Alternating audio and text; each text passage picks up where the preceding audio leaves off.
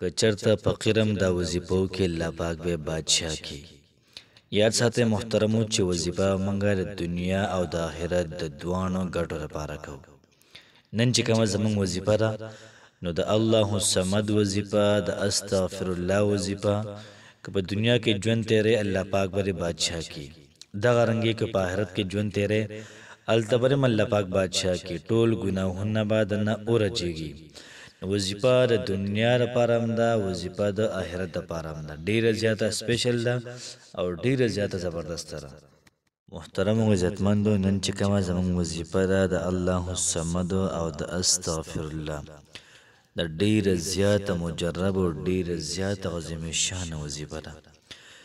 یاد ساتئ محترمو چې څومره ستاسو مشکلات دي د هغې حل پکې دی، څومره ستاسو حاجات دي د هغې حل پکې دی، څومره ستاسو غمونه دي، پریشانۍ دي، چې څومره هم ستاسو مسلې دي، د دنیا مسلې دي او سره د آخرت مسلې دي، څومره د غټ نه غټ مشکل وي، د ټولو مشکلاتو لپاره محترمو دا وظیفه د ډېره زیاته زبردست او ډېره زیاته ناشنا وظیفه ده.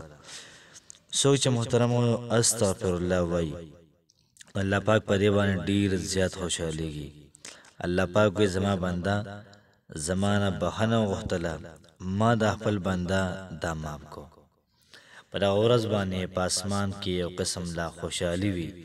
الله پاک ټولو خلکو ته وایي چې فرشتو ته وایي چې زما بندګانو ما سره روغه وکړله. الله پاک خوشحالي کې په دې باندې. الله الصمد وظیفه ډېره زیاته ناشنا وظیفه ده، په دې الله پاک ډېر زیات خوشحالیږي. ستاسو په کورونو کې به الله پاک برکت واچوي، ستاسو په مال او دولت کې، اولاد کې، دغه رنګې ستاسو پیسو کاروبار کې به الله پاک برکت واچوي. دواړه وظیفې ډېرې زیاتې رقمال وظیفې دي. د داسې وظیفو لپاره وظایف کې دنیا چینل دا ضرور سبسکرایب کړئ چې تاسو ته ټایم په ټایم باندې بهترینې اعلی وظیفې دا ملاویږي. بسم الله الرحمن الرحیم. شروع کوم د ډیر زیات بخونکي او د ډیر زیات مهربان رب په نوم باندې. السلام علیکم ورحمت الله وبرکاته. امید در رب کوم چې تاسو ټول په ټیک ټاک کې الله پاک هم خوشاله آباد ساته. الله پاک دې زموږ او ستاسو ټول مشکلات دا ختم کړي. الله پاک دې زموږ او ستاسو ټول حاجات دا پوره کړي. الله پاک دې زموږ او ستاسو ټولې مسلې دا ختم کړي. نن چې کومه زموږ وظیفه ده د الله الصمد او د استغفر الله ډېر زیات قیمتي عمل دی. تاسو دا قیمتي عمل له ځان سره والئ او دا قیمتي عمل په دې باندې عمل وکړئ. انشاءالله العزیز الله پاک به ستاسو ژوند کې ډېر زیات خیر برکت واچي، ډېر زیات خوشحالي پکې دا راولي. ستاسو د زړونو چې څومره ارمانونه دا ټول به الله پاک دا پوره کړي.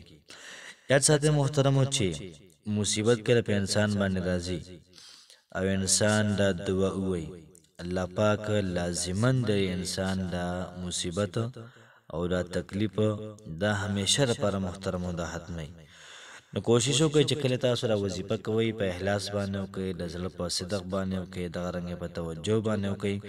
انشاءالله العزیز انشاءالله الله پاک به زموږ ستاسو دنیا او آخرت دواړه ښایسته کړي. د وظیفې طریقه کار ډېر زیات آسان دی. د هغې نه مخکې خبره کوم چې تاسو د وظیفه مسلسل او جاري دا ساتئ، ځکه چې ډېره زیاته قیمتي وظیفه ده او داسې وظیفې بیا په لاس باندې محترمو دا راځي نه. موږ به داسې وکړو چې کله موږ لمونځ وکړو د ماسخوتنې یا د مازدیګرې یا د ماسپښینې د لمانځه نه بعد هم کولی شئ. خو بله خبره کولی شي چې اوس څوک دا وظیفه شروع کوي 10 بجې شروع کوي، 11 بجې، 12 بجې، نو تاسو به درود شریف دا به 100 پیرې ووایئ، صلی الله علیه وسلم، صلی الله علیه وسلم. بیا به د هغې نه بعد تاسو الله الصمد 314 پیرې ووایئ، الله الصمد، الله الصمد 314 پیرې. بیا به د هغې نه بعد استغفر الله، استغفر الله، استغفر الله 314 پیرې. بیا به د هغې نه بعد چې څومره ستاسو حاجات دي، څومره پریشانۍ دي، څومره مشکلات دي، چې څومره هم څه دي مال دولت د الله پاک نه غواړي، د الله پاک نه بهانه غواړي، د الله پاک نه جنت غواړي، د جهنم نه پناه غواړي، دا ټول د الله پاک نه وغواړه او په مخ باندې الله سره راکاږي او خبر الله پاک ته وجاړي او دغه رنګ بیا به سل پیرې درود شریف وي. ان شاء الله العزیز الله پاک په ځان باندې یقین ساتي. الله پاک په څومره لوی ذات دی، الله پاک نو د هغې د لویوالي خیال وساتئ او غټ غټ سوالونه د الله پاک نه کوئ. ان شاء الله العزیز الله پاک به ستاسو ټول مشکلات پریشانۍ دغه رنګې تکالیف دا به ختم کړي او څومره تاسو مالداري غواړئ ان شاء الله العزیز الله پاک به تاسو زر تر زره مالداره کړي.